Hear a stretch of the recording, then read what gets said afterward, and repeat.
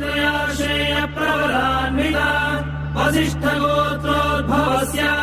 अखिलाण्डकोटि ब्रह्माण्ड नायकस्य श्री सच्चिदानन्द स्वरूपस्य सूर्यवंशपावनस्य श्रीमदिक्ष्वाकुकुलवंशोद्भवस्य श्री रघुमहाराजवर्मणः प्रपौत्राय अजमहाराजवर्मणः पौत्राय दशरथमहाराजवर्मणः पुत्राय चक्रवर्ति सार्वभौमाय श्रीमहाविष्णु अवतारभूताय भरतखण्ड आत्मस्वरूपाय